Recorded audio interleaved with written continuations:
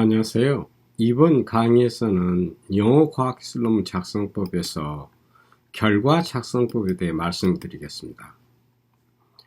결과는 연구 방법에서 실험이나 이론으로 얻은 연구 결과 데이터를 그림이나 표를 이용하여 정리하고 간단한 설명과 함께 체계적으로 배열하여 논문의 논리 체계를 세워주는 단계로 논문의 핵심이 되는 부분입니다. 이렇게 얻어진 연구 결과를 연구자 본인이나 다른 과학자의 기존 연구 결과와 비교해주면 결과의 신뢰성과 중요성을 높여줄 수 있을 뿐만 아니라 논문에서 제시한 문제나 질문에 대한 답을 줄 수도 있습니다. 결과에 대한 상세한 설명이나 토의 및 해석은 고찰해서 하면 됩니다. 결과의 작성법은 먼저 해당 결과 연구가 어떤 연구인지 연구가 필요한 이유를 약술해 줍니다. 필요한 경우에는 참고문을 인용하면서 하시면 됩니다. 연구 방법으로부터 어떤 데이터를 얻었는지 간단히 언급해 줍니다. 연구 방법으로서 얻은 결과 데이터를 가능하면 그림이나 표로 나타내 줍니다. 이 과정이 데이터에 의미를 부여해 주는 방법입니다. 이렇게 얻은 그림이나 표의 배열 순서를 정해 줍니다. 배열 순서에 따라서 그림과 표만 봐도 연구가 어떤 내용인지 알 수 있도록 논리적이고 체계적으로 배열해 줍니다. 이때 유사한 결과의 그림이나 표가 몇 개 있으면 같이 분류하고 이들의 소제목을 붙여 배열 순서를 정해주면 결과의 명확성이 훨씬 높아집니다. 그림이나 표에 포함된 연구 결과 내용의 설명을 필요한 사항만 간단히 합니다. 상세한 설명이나 토의 및 해석은 고찰해서 하면 됩니다. 연구에서 얻어진 결과를 문헌조사를 통해서 기존의 연구 결과들과 비교해주면 결과의 신뢰성과 중요성을 높여줄 수 있습니다. 또한 저자가 관련 논문을 이전에 발표한 경험이 있으면 그 결과와 현재 결과를 비교하여 새로 발견된, 즉 개선된 점을 부각시켜주면 좋습니다. 만약 결과의 설명에 도움이 될 보충 자료가 있으면 서플리멘트로 작성하여 따로 제출하면 됩니다. 결과 고찰을 구분하여 명확히 작성하는 것이 바람직하긴 하나 저널에 따라서는 결과와 고찰로 함께 구성하는 경우도 많이 있습니다. 결과에서 하는 데이터 정리 과정을 자세히 살펴보면 연구 방법에서 얻은 데이터, 즉 실험 노트에 기록된 데이터는 대개 수치나 스펙트럼 등의 형태로 주어지는 원 데이터로 그 데이터로부터 어떤 과학적인 의미를 바로 찾기는 쉽지 않은 경우가 있습니다.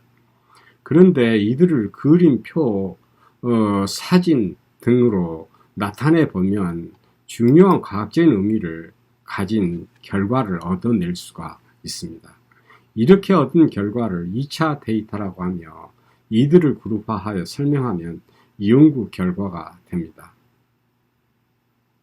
다시 말해서 한 실험을 통해 대개 하나의 데이터군을 얻고 이들 데이터를 이용하여 그림이나 표를 만들어주면 데이터에 과학적인 의미가 부여되고 이들의 내용을 설명해주면 결과가 하나 나옵니다. 이렇게 얻은 결과를 논리정연하게 배열 순서를 정하여 정리해주면 결과가 완성됩니다. 이들 결과물의 배열 순서는 연구의 명확성과 논리성을 결정하는 열쇠가 됩니다.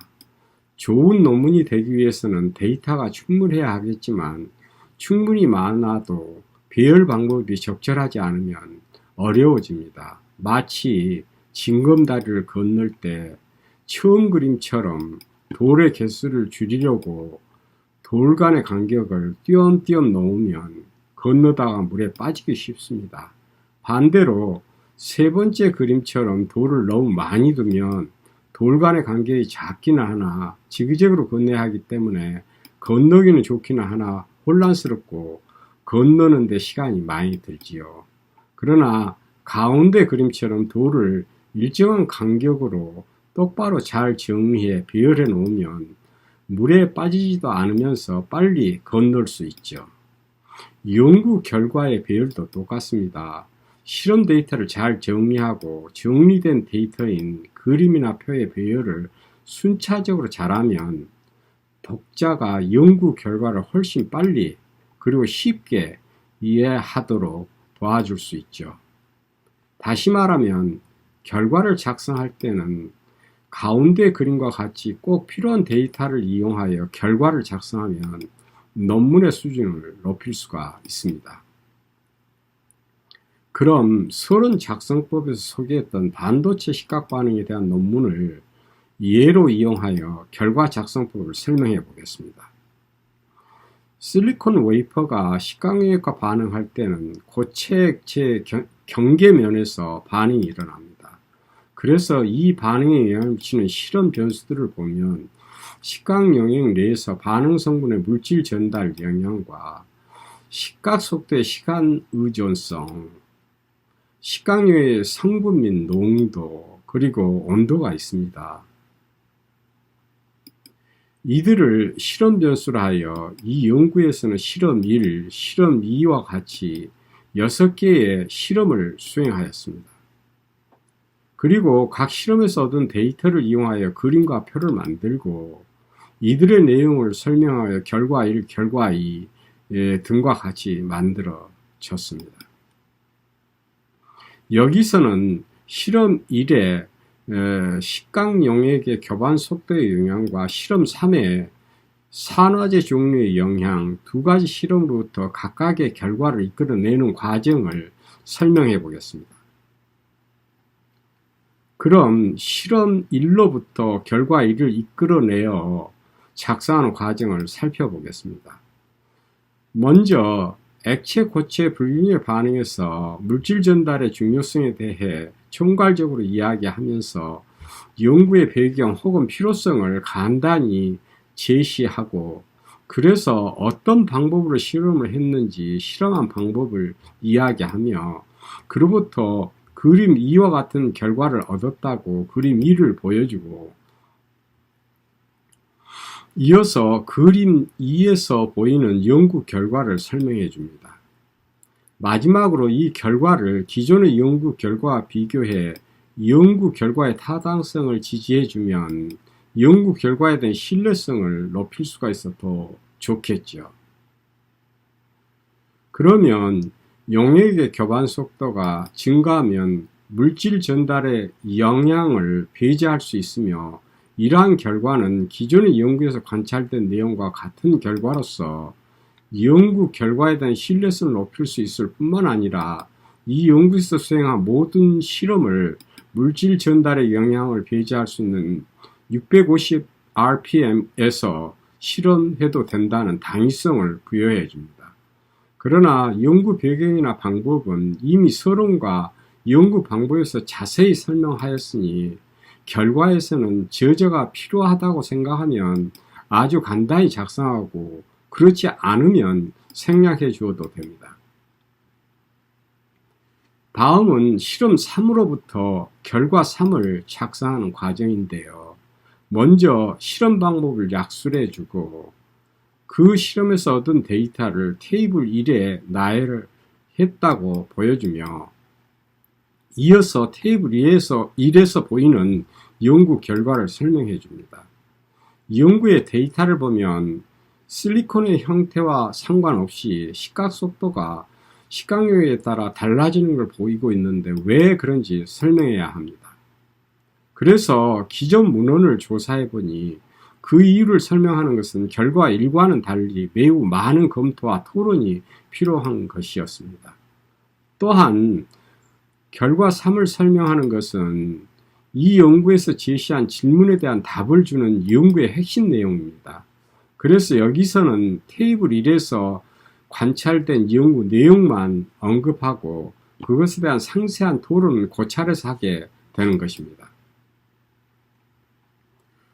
동일한 방법으로 결과 2, 결과 3, 결과 7, 결과 8도 작성하고 이들 결과의 배열 순서를 정하여 배열해주면 이와 같이 결과가 완성됩니다.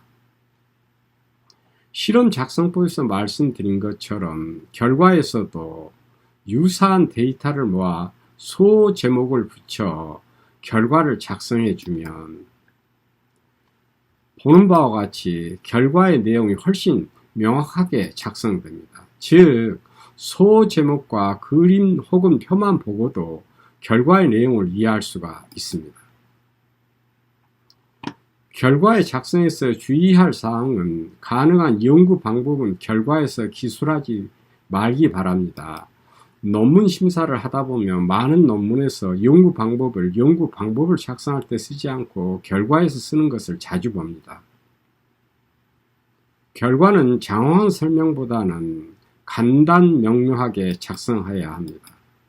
본문에서는 그림이나 표에 있는 수치나 내용을 반복해 쓰지 말고 그 의미 혹은 중요성에 대한 설명을 하는 것이 좋습니다. 그림이나 표를 설명할 때는 가능한 불필요한 단어를 사용하여 표현하지 않도록 주의하기 바랍니다.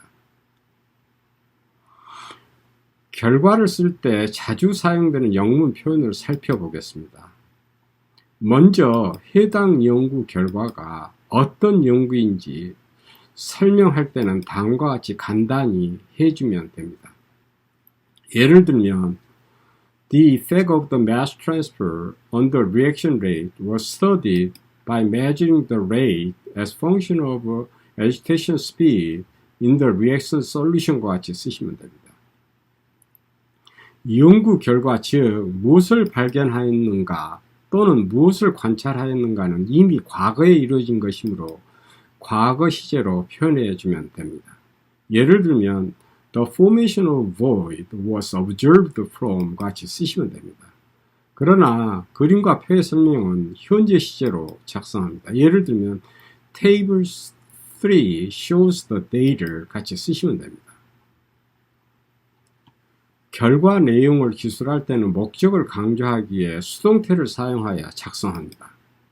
예를 들면 More interestingly, the increase of surface measured by BT method was observed during과 같이 쓰시면 됩니다. 연구 결과를 문헌조사에서 얻은 다른 연구자의 기존 연구 결과와 비교할 때는 다음과 같은 영문 표현을 쓸 수 있습니다. 예를 들면 A recent review of the literature on this topic area found that 같이 쓰시면 됩니다. 연구 결과를 이전에 발표한 저자 자신의 연구 결과와 비교할 때는 다음과 같은 영문 표현을 사용하여 새로 발견된 혹은 개선된 점을 부각시킬 수가 있습니다. 예를 들면 In our previous work, we focused on, but we believe that our new innovation may improve reliability about 와 같이 쓰시면 됩니다. 기타 기존 문헌에 보고된 연구를 인용하여 연구 결과를 설명할 때는 서론에서 설명하였던 여러 가지 표현 방법을 이용할 것을 권장합니다. 그림이나 표를 설명할 때는 다음 단어들이 많이 사용되니 영어 논문을 쓸 때 참고하시기 바랍니다. 꼭 그런 것은 아니지만 그림이나 표를 설명할 때 의미 전달에 없어도 되는 단어는 가능한 사용하지 않는 것이 좋습니다.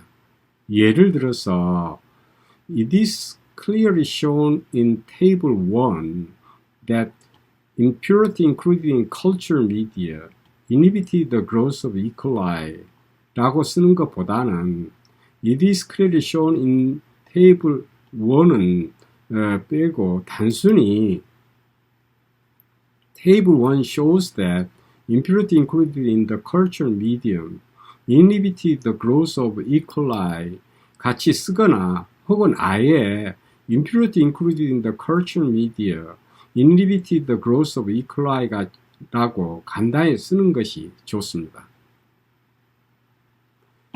그림에 대한 언급이 첫 문장에서 나오는 경우는 여기에서 보이는 것처럼 약어로 쓰지 않습니다. 숫자로 시작되는 문장은 가능한 피하는 것이 좋습니다. 이처럼 아라비아 숫자로 쓰는 것보다는 아래와 같이 써주는 것이 좋습니다. 혹은 The sample weight used in this experiment was 5g과 같이 수동태의 형식으로 쓰시면 됩니다. 이번 강의에서는 결과 작성법을 설명했습니다. 영어 과학기술 논문을 작성할 때 도움이 되기를 바랍니다. 감사합니다.